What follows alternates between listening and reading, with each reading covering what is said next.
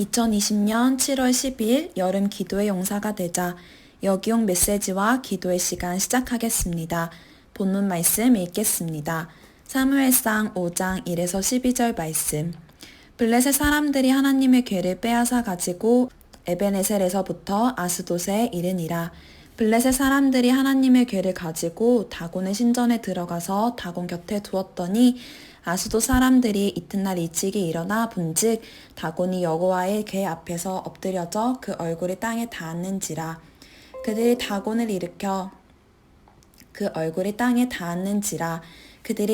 일으켜 다시 그 자리에 세웠더니 그 이튿날 아침에 그들이 일찍이 일어나 본즉 다곤이 여호와의 궤 앞에서 또다시 엎드려져 얼굴이 땅에 닿았고 그 머리와 두 손은 끊어져 문지방에 있고 다곤의 몸뚱이만 남았더라. 그러므로 다곤의 제사장들이나 다곤의 신전에 들어가는 자는 오늘까지 아스돗에 있는 다곤의 문지방을 밟지 아니하더라. 여호와의 손이 아스돗 사람에게 엄중히 더하사 독한 종기의 재앙으로 아스돗과 그 지역을 쳐서 망하게 하니 아스돗 사람들이 이를 보고 이르되 이스라엘 신의 궤를 우리와 함께 잊지 못하게 할지라. 그의 손이 우리와 우리 신 다곤을 친다 하고 이에 사람을 보내어 블레셋 사람들의 모든 방백을 모으고 이르되 우리가 이스라엘 신의 궤를 어찌하랴 하니 그들이 대답하되 이스라엘 신의 궤를 가드로 옮겨가라 하므로 이스라엘 신의 궤를 옮겨갔더니 그것을 옮겨간 후에 여호와의 손이 심히 큰 환난을 그 성읍에 더하사 성읍 사람들의 작은 자와 큰 자를 다 쳐서 독한 종기가 나게 하신지라.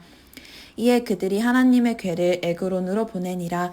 하나님의 궤가 에그론에 이른즉 에그론 사람이 부르짖어 이르되 그들이 이스라엘 신의 궤를 우리에게로 가져다가 우리와 우리 백성을 죽이려 한다 하고 이에 사람을 보내어 블레셋 모든 방백을 모으고 이르되 이스라엘 신의 궤를 보내어 그 있던 곳으로 돌아가게 하고 우리와 우리 백성이 죽임당함을 면하게 하자 하니 이는 온 성읍이 사망의 환난을 당함이라. 거기서 하나님의 손이 엄중하심으로 죽지 아니한 사람들은 독한 종기로 치심을 당해 성읍의 부르짖음이 하늘에 사무쳤더라. 아멘. 목요일은 예배가 있는 날이므로 따로 여기용을 하지 않지만 다들 빼먹지 않고 큐티 하셨죠? 안 하셨다면 잠시 멈추고 묵상하고 오세요. 어제 큐티 말씀을 요약하면 이스라엘은 전쟁에서 참패했습니다. 하나님의 궤가 있으면 다 승리할 것이라 생각했지만 하나님은 개입하지 않으셨고 언약궤를 빼앗기는 수치를 당하셨습니다. 그리고 엘리의 가문은 심판을 받았습니다. 모든 백성들, 온 성읍이 부르짖으며 슬퍼하였습니다. 하나님의 영광이 이스라엘을 떠났다 고백합니다. 이들에게 언약궤란 모세와 여호수아가 언약궤를 앞세우고 가나안 땅을 정복하셨던 역사를 통해 하나님이 직접 나서서 전쟁에서 승리하신다는 의미로 알고 있었습니다. 실제로 하나님께서는 가나안 땅을 정복하던 그때마다 직접 개입하셔서 임재하신다는 신앙을 보이셨고 가는 곳마다 승리를 이끌어내셨습니다. 여호와의 전쟁이었고 여호와가 이끄시는 전쟁이었습니다.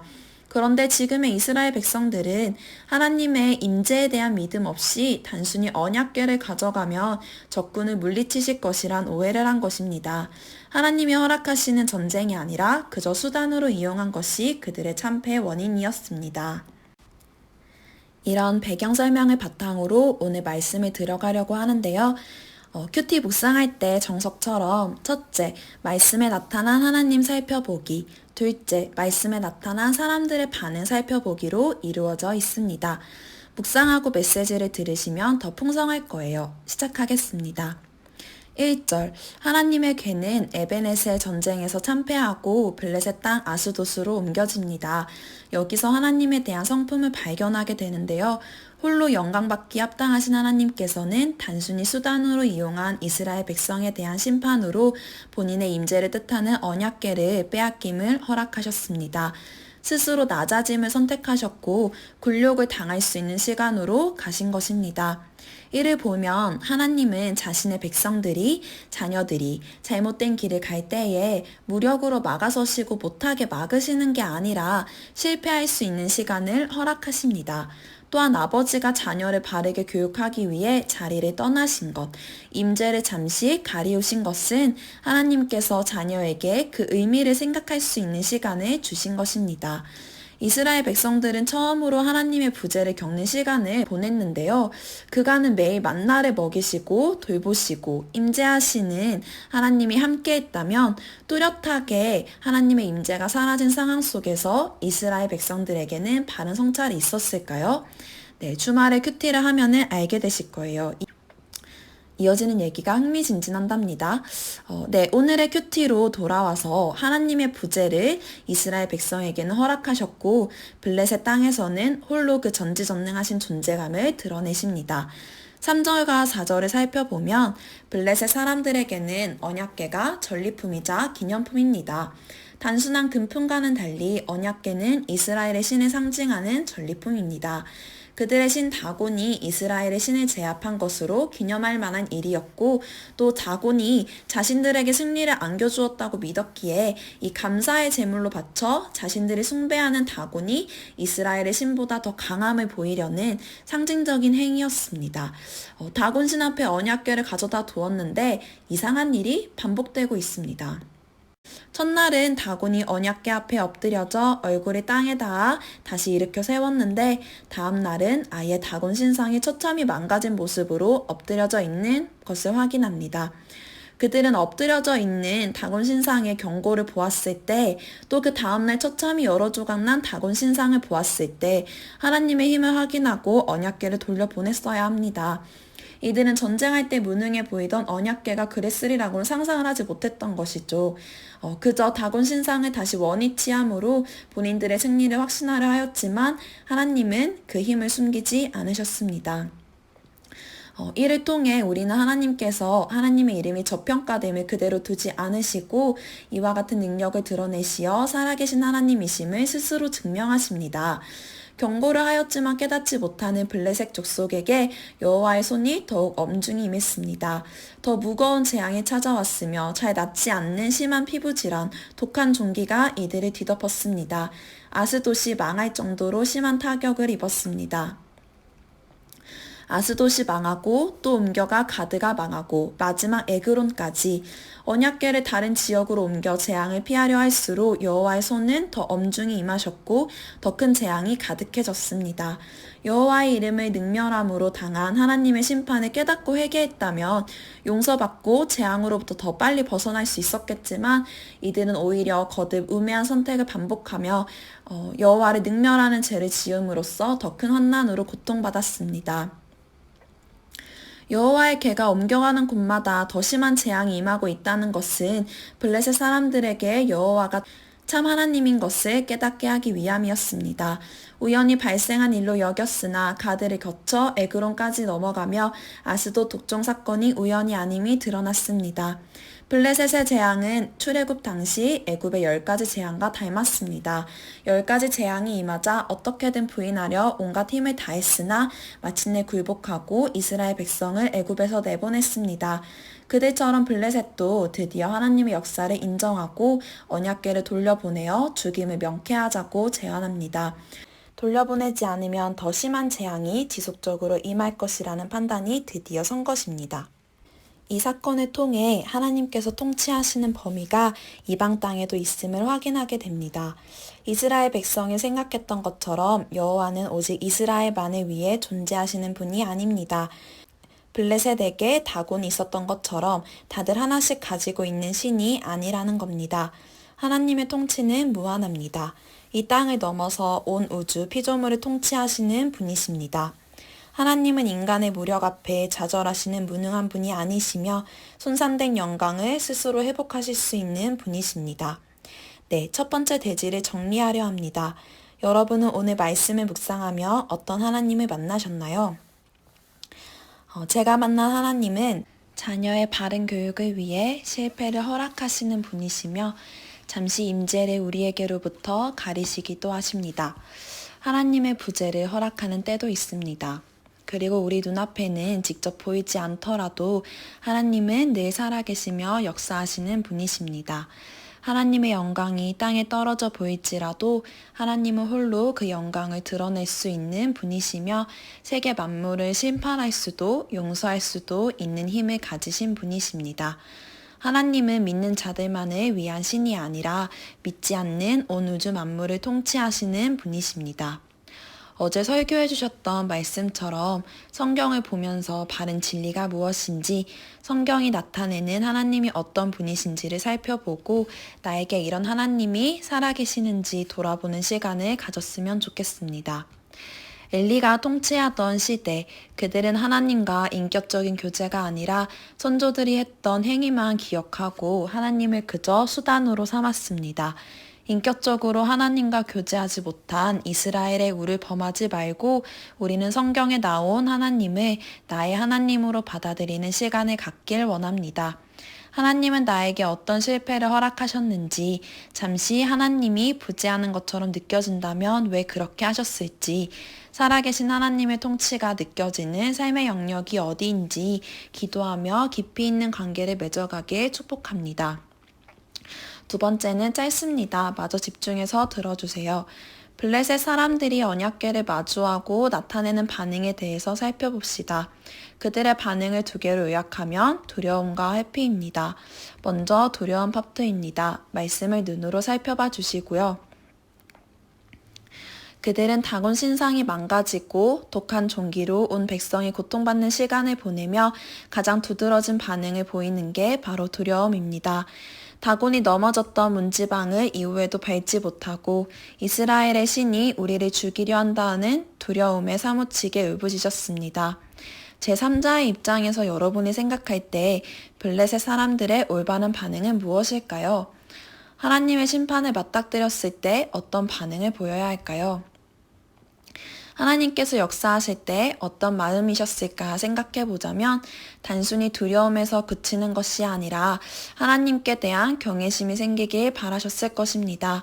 경외심의 사전적 의미는 신앙의 대상이나 절대자에게 느끼는 두려워하고 공경하는 마음입니다.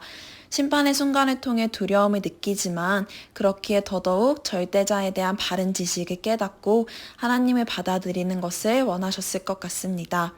그런데 블레셋 사람들은 오늘까지 문지방을 밟지 아니함을 통해 이들은 하나님께서 다곤의 무능함을 보이셨음에도 불구하고 다곤을 계속하여 신성시하고 돌이키지 않는 모습을 보입니다. 독한 종기로 고통받을 때에도 하나님께서 우리와 우리의 신 다곤을 치는 것을 인정하고 고통스러워하였지만 하나님이 다곤보다 크심을 인정하지는 않았습니다. 경외심이 생기지는 않았던 것입니다. 두 번째 반응입니다. 말씀을 살펴봐 주세요. 여기서 특히 회피는 꾀를 부려 마땅히 져야 할 책임을 지지 아니함을 뜻합니다. 블레셋 사람들은 다곤 신상이 부서짐으로 하나님께서 경고하셨을 때 하나님의 힘을 확인하고 돌려보냈어야 합니다. 큰 재앙이 임할 것임을 암시하셨음에도 불구하고 이들은 자신의 욕심을 놓지 못하고 언약궤를 가지고 있습니다. 그리고 급하게 방백들을 모아 대책을 논의했지만 그저 다른 지역으로 옮기며 그들이 마땅히 져야 할 책임이 무엇인지도 모른 채 이 상황을 회피하고 있습니다. 이번에도 제3자의 입장에서 어떤 반응을 보여야 할까 생각해 봅시다. 그저 언약궤를 뺑뺑이 돌리듯 다른 지역으로 이동시키는 것이 아니라 언약궤에 대한 바른 지식이 있는 사람을 데려와 그 방법을 배우고 여호와의 엄중한 손을 멈출 수 있는 방법에 대해서 바르게 알아봤어야 합니다. 곧 회개하여 돌이키는 것이었겠죠. 그들의 사무침이 하늘에까지 올라갈 정도로 괴로워하였으나 자신들의 행위를 회개하지는 않았습니다. 그저 절망에 빠져 이 일이 지나가기를 바랐을 뿐 죄를 용서받지는 못했습니다. 결국 이들은 7달 동안이나 고통받았으며 그 끝에 제사장과 복술자들을 통해 언약궤를 돌려보낼 생각을 하게 됩니다. 하나님께서는 블레셋 사람들이 하나님에 대해 바르게 알고 그 힘을 깨달을 수 있는 사건을 허락하셨지만 우매한 눈이 가리워져 하나님을 바르게 알지 못하고 또한 죄에 대해서 용서받을 수 있는 기회도 잃어버렸습니다. 우리는 이런 우를 범하지 않았으면 좋겠습니다. 가끔은 우리도 죄로 인해 우리의 눈이 가리워져 하나님을 바라보지 못할 때가 있습니다. 그러나 하나님은 그런 우리를 버려두지 않으시고 돌이킬 수 있도록 사인을 주실 것입니다. 여호수아 4장 24절 말씀. 이는 땅의 모든 백성에게 여호와의 손이 강하신 것을 알게 하며 너희가 너희의 하나님 여호와를 항상 경외하게 하려 하심이라 하라. 아멘. 이사야 59장 1절 말씀. 여호와의 손이 짧아 구원하지 못하심도 아니요 귀가 둔하여 듣지 못하심도 아니라. 아멘. 여호와의 손은 심판만 하시는 것이 아니며 우리를 구원하기 위해 늘 열려 있으십니다. 오늘의 말씀을 통해 하나님에 대해 인격적으로 알아가며 또 경외하는 우리가 되길 원합니다. 기도하시겠습니다. 이 시간에도 살아계시며 홀로 영광받기 합당하신 하나님 아버지, 오늘 저희에게 말씀을 허락하여 주심에 너무나 감사드립니다. 무엇보다 성경에서 하나님에 대해 많은 것들을 알려주지만 저희가 그런 하나님을 살아계신 하나님으로 받아들이며 나의 하나님으로 받아들이기 위해 믿음의 싸움의 시간을 거치는지 저희의 삶을 돌아봅니다. 특별히 이스라엘 백성을 바라보며 그들은 역사에 나온 하나님의 사건은 알았지만 그 사건 안에서 하나님과 어떻게 소통하며 나아가야 하는지는 알지 못했기에 그저 언약궤를 들고 나가면 승리한다는 믿음만 있었습니다. 주님, 저희도 성경을 듣고 그냥 그런 역할의 하나님이지 라고 생각하는 우리를 범하지 않도록 도와주시옵소서. 저희가 듣는 말씀을 생동감 있게 겪기를 원합니다.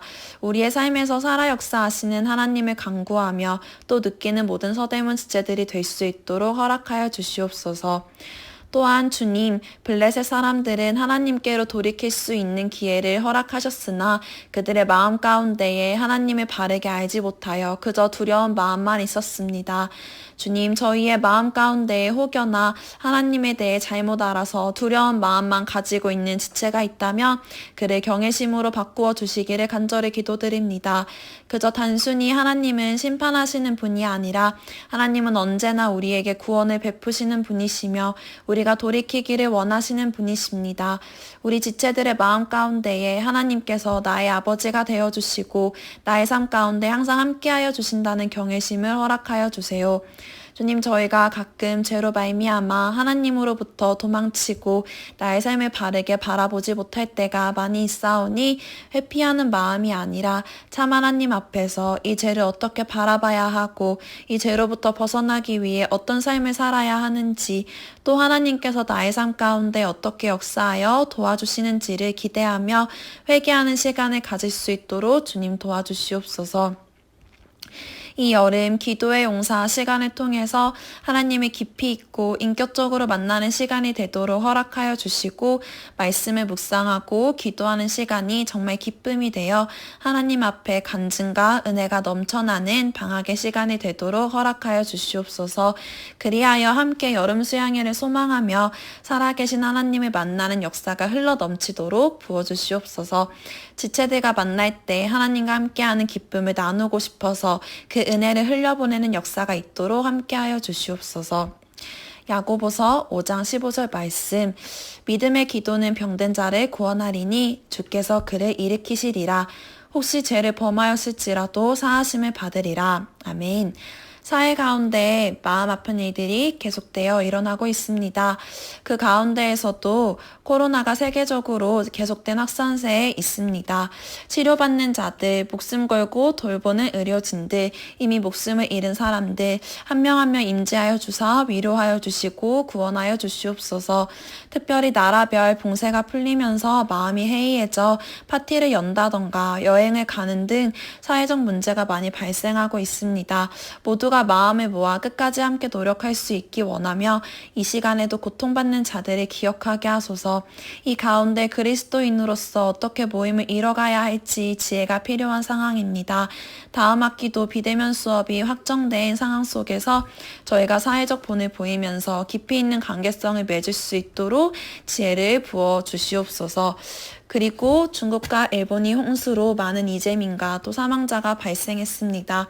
고통받은 이재민들을 보호하여 주시고 빠른 시일 내에 복구될 수 있기를 원합니다. 이어서 한국에도 장마가 시작된다고 하니 수고하여 씨 뿌린 그 마음을 헤아리사 많은 피해가 없을 수 있도록 보호하여 주시길 기도드립니다. 무엇보다 지구온난화로 인해 세계 각국에 기상이변이 많이 일어나고 있는데 소를 잃고 외양간을 고치는 것이 아니라 일상에서 지구온난화를 막기 위해 환경을 생각하는 세계가 될 수 있도록 또 그런 우리가 될 수 있도록 깨우쳐 주시옵소서. 그리고 이 외에도 너무나 많은 기도 제목이 있으니 우리 모두가 세계의 아픔을 기억하며 기도하는 자들이 되어 믿음의 기도로 하나님의 구원 역사에 동참할 수 있기를 원합니다. 주님, 아버지께서 함께하여 주시는 은혜로 말미암아 감사드리며 이후에 이어지는 개인 기도 시간 가운데에서도 주님 충만히 저희와 함께하여 주시옵소서. 이 모든 것 감사드리며 살아계신 우리 주 예수 그리스도 이름으로 기도드립니다. 아멘.